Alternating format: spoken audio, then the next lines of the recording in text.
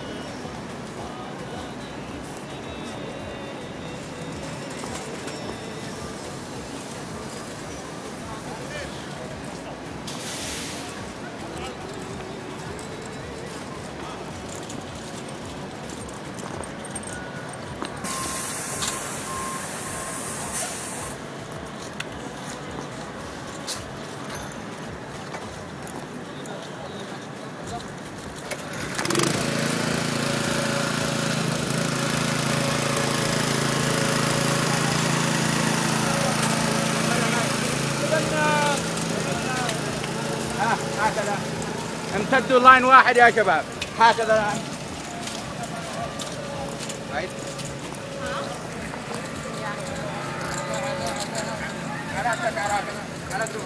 عيدي تمنحي خيرا من دور عيدي، رددي ايامها الدنيا نشيدي، رددي ايامها الدنيا نشيدي. وحدتي وحدتي يا نشيدا رائعا يملأ نفسي، أنت عبد عارف في كل ذمة. رايتي رايتي يا نسيجا خدته من كل شمس، اطلبي حقيقة في كل كلمة. أمتي كل حين البأس يا مصدر بأسي، اقدري ملاكي يا أكرم أمة. عشت إيماني وحبي أمنية، ومسيري فوق دربي شعبية، وسيبقى نبض قلبي يا منية. لن ترى الدنيا على أرضي وسيلة.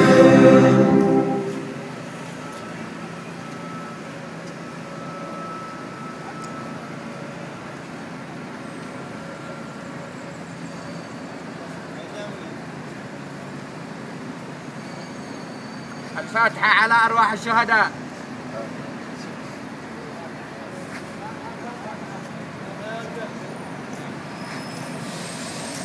peacefully on the street, and the snipers and the forces of Ali Saleh killed them while they were marching peacefully and raising their hands, and these forces killed them with innocent, and actually in the front of everybody, and on all the media, it's all over.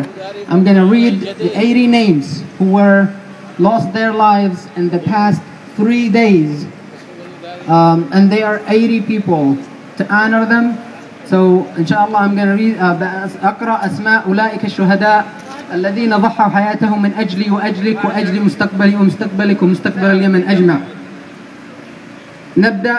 أحمد علي أنعم العريقي، أحمد محمد أمين السهمي، جهاد صالح، ناجي عبد الوهاب، حلمي ناصر مسعود اليافعي، رجائي عبد الحكيم سلطان الحمادي، زكريا أحمد حسين الشرفي، زيد إسماعيل حسن مرح، صالح أحمد صالح البهلولي، صالح أحمد يعيش، عبد السلام يحيى حسين الحاشدي، عبد العزيز محمد عثمان العديني، عمار عبد اللطيف محمد عبد القادر، عمار عبد الله سيف مياس العباسي، لؤي رشاد سالم، ماهر محمد حسن القرماني، محمد صالح أحمد التبالي، محمد علي محمد الخاشي، مطهر محمد مرشد عباد، موفق مساعد عبد الله الفقيه، ناصر الأصبحي، وائل رشاد العزاني، ياسر أحمد محمد التام، يحيى حمود علي الرعيني، يوسف صالح الدغبشي، أحمد عبد الله الصلاحي، أحمد ناجي هادي سابق،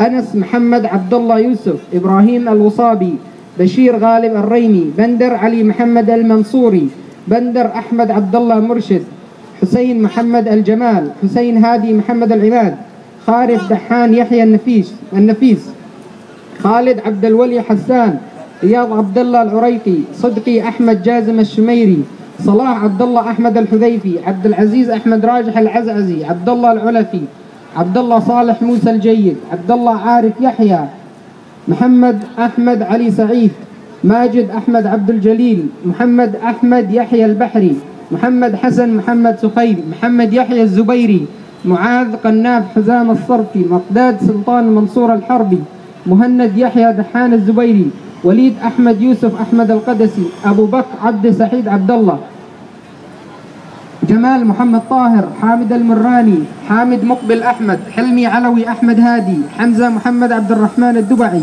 رأفت عبد الحميد الصبري، علي صالح محمد العيزري، علي مطهر الحديقي.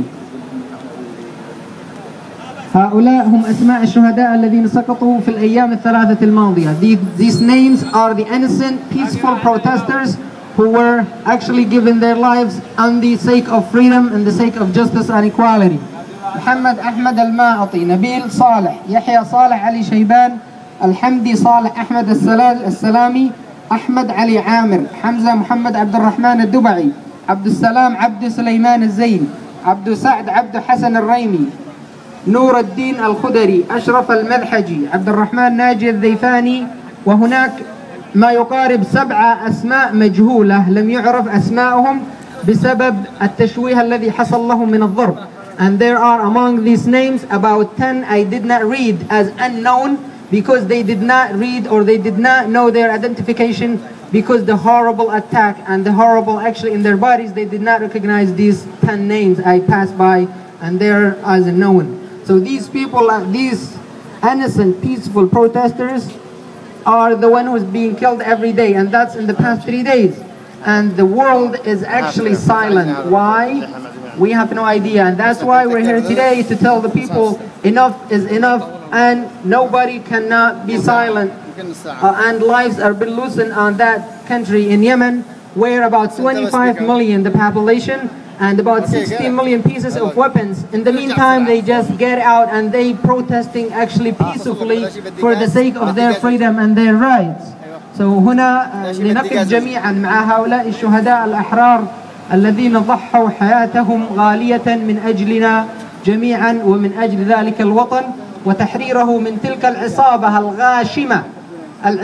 الغاشمة التي استحوذت على الصغير والكبير وبنوا أكثر ما يقارب من خمسة أجهزة أمنية لمن نحن نراهم يقتلون بها اليمنيين وللأسف.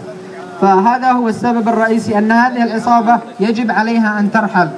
So briefly, in Yemen, it's about...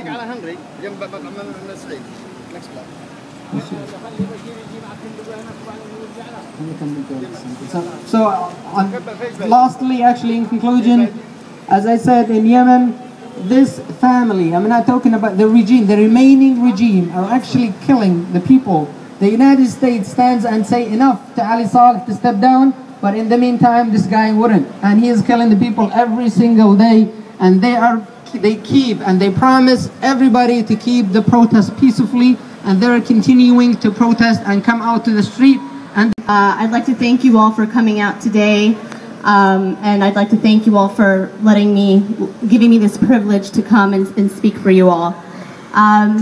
I've spent the last 4 months from April into almost the end of July in Sana'a covering the uprisings, and one thing that I can tell you for sure is that those young men and women are the most determined and motivated people I've ever met in my life.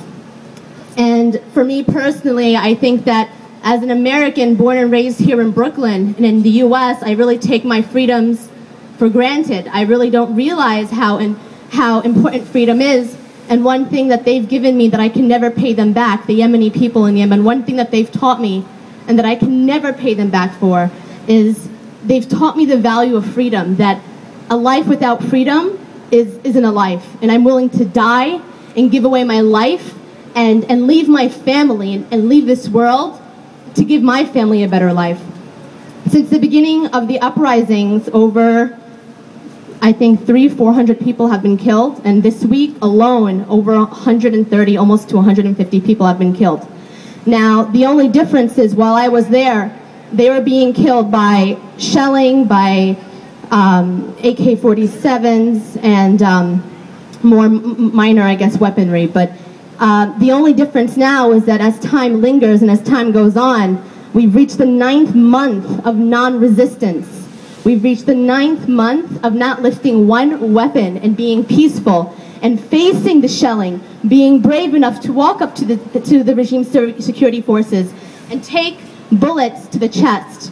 And I think that that's really beginning to not really cripple the people, but really beginning to cripple the government.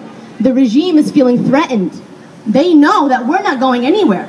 If we have to be here for another 9 years, we'll be here for another 9 years, let alone 9 months.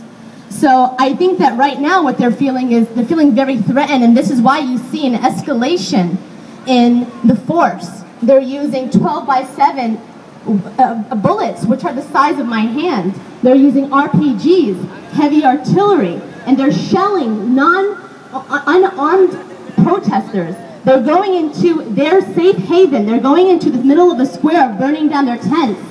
And we've lost one of our youngest victims this week, Anas, 10 months old. Now, what does this child have? What did he do that threatened the regime? And I think, you know what it is? It's very symbolic, in my opinion, his death. His death showed the world, and I think really, really showed the level of hate and fear that the government is going through right now. Ali Abdullah Saleh is not happy. He's not happy. The regime is not happy. And they are willing to do anything to crush the movement. The Yemeni youth will not allow it. That's for sure. I think that one thing I really wanted to talk to everybody about was my first time going to Yemen in April.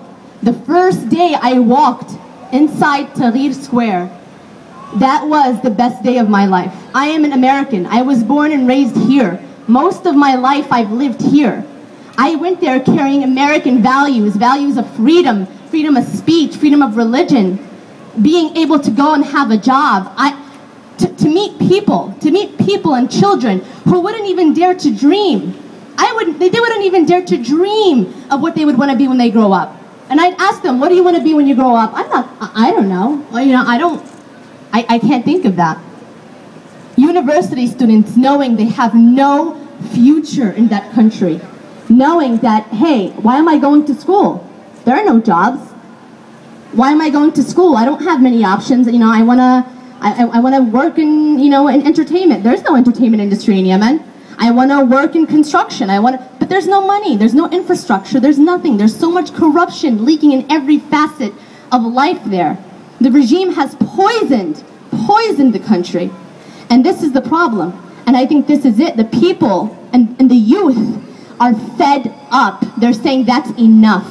You've taken away our lives. You've taken the lives away from our parents.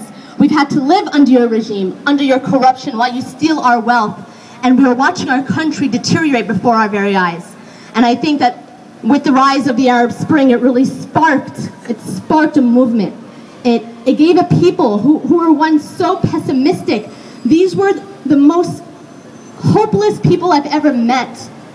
They were people that would never ever dare to hope or dream, and then just to enter the square, just to go inside the square and see it was a reverse shift. People saying, I'm gonna have a life, I'm gonna have a future, I am gonna have hope. And no matter what you do, no matter how much you shoot, no matter how much you come, no matter how much resistance, no matter how much you try to repress me, I'm not gonna let it happen. And it was just the most inspiring thing I've ever seen in my life. To see women, people all over the world have a misconception about Muslims in the Arab world. Women are oppressed, women have no freedom. Well, that's not true. What I saw in Yemen were women acting as leaders. Women, not at the end of the march, marching, but leading the march, being the person who's chanting on the stage and yelling at the top of her lungs, yelling freedom, and men following her, men inspired by women who are perceived in this country and by my fellow Americans, by the West, by the rest of the world. Muslim women are oppressed. They don't have a voice. Well, the Arab Spring has definitely proved them wrong. The Yemeni women have a voice. They are leaders. They are active. And the Arab Spring proves that. And just another thing I want to touch up on, which I think is really important.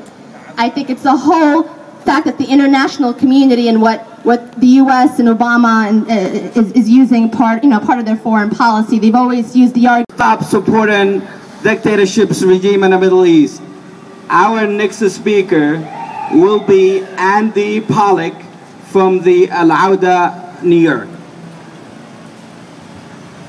Thank you. Sisters and brothers, the first speaker talked oh so well about the need to get out the message about Yemen in the mainstream media. And it's so great to hear that Yemenis all over the world are coming together today to try to make that happen. We must come together in a whole variety of ways, and thankfully that is happening. Just last week, outside the UN, there was a Freedom Square event in which Ibrahim and other organizers here participated and helped to initiate, where Arabs from all over the region and Iranians came together to talk about the joint common struggle for democracy and human rights and against dictatorship and against U.S. intervention. That coming together must continue. The struggle throughout the Arab world and in Iran and in every other place fighting U.S.-imposed dictatorships is one struggle, and we must all come together to keep that struggle going until victory is won everywhere, until Salah follows in the footsteps of Mubarak and is out, and until all the dictators are out. We must also come together on the level of combining different movements. I also work with the United National Anti-War Committee, and we have come together to fight all of Washington's wars, whether Washington is bombing and killing in Yemen or Somalia or Libya or Afghanistan or Pakistan or anywhere in Latin America. I can't even remember all the places Washington is killing people, but the United National Anti-War Committee has come together to fight U.S. intervention in all those places. And we must pay much, much closer attention to what's happening in Yemen, to demanding that the U.S. stop supporting this bloody dictator. And I have to mention, it'll sound like in passing, but it must not be, we must fight against U.S. support for the dictatorship in Bahrain, which is killing people as we speak. And we must fight to get the U.S. naval fleet out of Bahrain, to get the naval base, which is the most important in the region for the U.S., to get it closed and to get all the ships out. Finally, we must come together on the level of uniting different movements. Hopefully you've all heard about the Occupy Wall Street action, which is happening as we speak, and it's been happening, I believe it's a week as of today. They're bringing together all the victims of Wall Street, all the workers, both in the US and soon hopefully in the world, who are being oppressed by Wall Street, whose wages and jobs and benefits are being cut so that the bankers and the manufacturers can continue to live profitably. And that movement against Wall Street is coming together with movements against the death penalty. When Troy Davis was murdered by the government.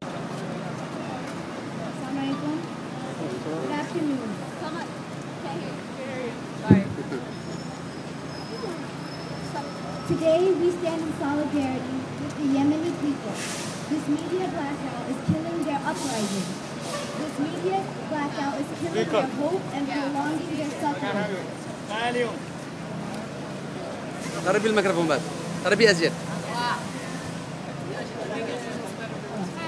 Today we stand in solidarity with the Yemeni people. This media blackout is killing their uprising. This media blackout is killing their hope and prolonging their suffering. This silence is literally killing them. In Washington, D.C., in Michigan, California, Paris, London, Cairo, Amman, and Berlin, we are all saying enough is enough. Where are the journalists? Why are we relying on Twitter feeds for late breaking news? Why are we relying on Facebook to find out the latest casualty count? Who will honor these unknown heroes for their coverage? Certainly not the silent mainstream media. We all know that if the mainstream media did not cover the Yemeni revolution, the Yemeni people would have been free of that dictator Ali Abdullah Saleh. If they did do their job, they could have helped prevent the deaths of hundreds. They could have eased the suffering of millions. They could have simply done their damn job. And if they managed to do their job, it's only because an obscene number of people have to die in order to get their attention. When over 160 people died and 800 wounded, they noticed. They finally started covering what we've seen and felt all along. For 8 months, this has been happening. Do we have to wait till another massacre of 160 people happens to qualify for the 30-second nightly news? Citizen journalism is not enough. As much as we are angry with the mainstream media for their neglect, we need their help. As the saying goes, one hand cannot clap by itself. So we gather here and all over the world today so that CNN, NBC, and Al Jazeera, etc. can right their wrongs. We're here to tell them, do your damn job. Just simply do your damn job. Thank you.